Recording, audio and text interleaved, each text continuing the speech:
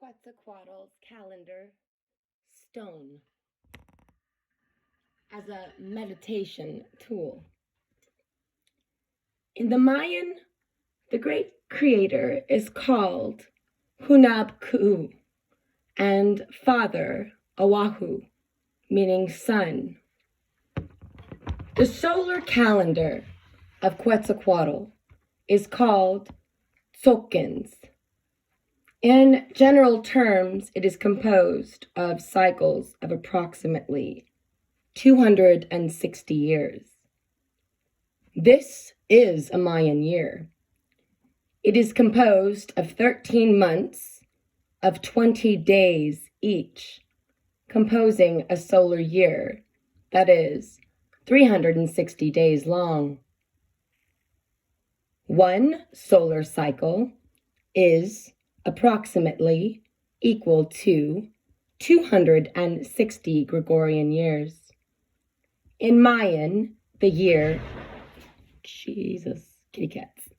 In Mayan, the year is a, air quoting, tun, T-U-N, and 20 years make a, air quoting, katun, K-A-T-U-N. A katun is named after the last day in it, which would be a day, Oahu, preceded by a number. A particular katun, like, air quoting, katun 5 Oahu, end of air quote, would reoccur every 260 years. This is the same calendar as the calendar of the Old Empire and the teachings of Ku Klux. 13 times 20 equals 260, which is a frequency of universal creative force through which we manifest our conscious reality. The 13 numbers being the spirit, and the 20 glyphs being the body of the calendar. The 13 and the 20 together represent Hunab-Ku, the creator of all there is. This frequency can exist in larger or smaller sized cycles of time, space, and dimension, as long as they do not lose their symmetry of 13 times 20 equals 260. As an example of the cosmic perception, the Mayan understand that the cells in our body contain a universe in proportion to the one in our Milky Way. 260 solar years could be equal to 260 breaths during a meditation, where we come into alignment with our universe and in sync with cosmic time. We can determine what time is in relation to space and dimension on our planet by relating to the most powerful influence of cosmic time we have had since the creation of our race, the sun. Our timing frequencies come to us through the sun. The sun is responsible for the character of our time on our earth through the great pyramids that exist all over the world. These pyramids act as cosmic activators or piezoelectric circuits that send impulses to the central core of the earth. We have currently a problem on our planet, which is slightly complex. That's an understatement. One situation is that we are moving into a new cycle. This is allowing new energies to affect our planet and all life upon it, including human beings. This new energy is causing us to be very hyper. Our planet is also becoming a hyper and a quickening of sorts, which is occurring. We are all feeling this as though time is going faster. We cannot escape from the feeling we are running out of time. We can't keep up. If this is not placed under control within us, we can suffer from extreme stress to our systems. Therefore, doing a solar breath meditation can be very beneficial in removing stress. Also, our planet itself is slightly out of sync with the cosmos at this time, as is our sun.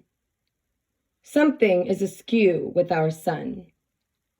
The Hopi talked about this back in 1994, along with me on the radio.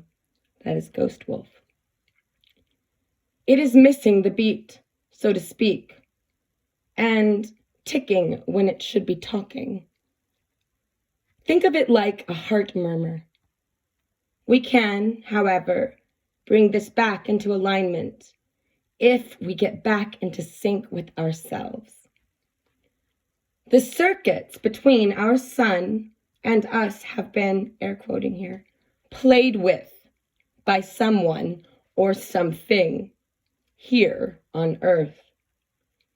It would appear that something is also playing with the pyramids and sacred sites along the grid. This is throwing the planet off balance. So the planet is having difficulty reading the signals from the sun. As a result, there is a wobbling going on, in a manner of speaking, much like a corrupted computer program.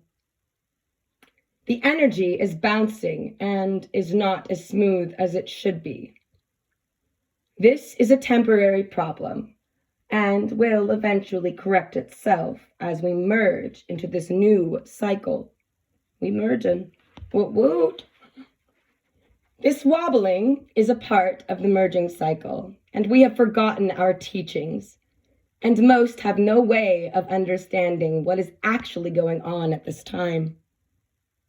Once we were casual as beings, but with the absence of the knowledge of the inhabitants of this planet, are now reduced to being merely reactionary embodiments. We can do something about that. The sun, in what can be assimilated from fragmented ancient writings, is following a cycle wherein it is rebirthing itself, and it is presently going through its labor process. Anyone who has not witnessed a natural birth will be a little thrown when this process is first experienced. There is much contortion, and there are, of course, labor pains. An amazing amount of energy is being displaced. An amazing amount of energy is being displaced. As we enter this new century, the sun is releasing its plasma, like a woman when she breaks her water, indicating that the birthing process has begun. The period of pregnancy is about over, and something is about to occur, though no one is certain as to exactly what. This changing of cycles is a part of what Quetzalcoatl was speaking about in his prophecies of the future. He was telling us what to expect from the cosmos, as well as telling us how to read the signals from the cosmos, telling us that he, she, and those like him or them would be returning. Our bodies are of almost no use to us any longer as they presently are configured. We ourselves are also transforming into something new. The whole experience right now is an incredible process affecting the entire Earth to the very core of our planet, as well as the Milky Way itself. And my guess is probably the entire universe. At this time, I have no I have not the full capacity to reach out that far with my own consciousness and come back. But I believe that is what is going on. Let's do this, family.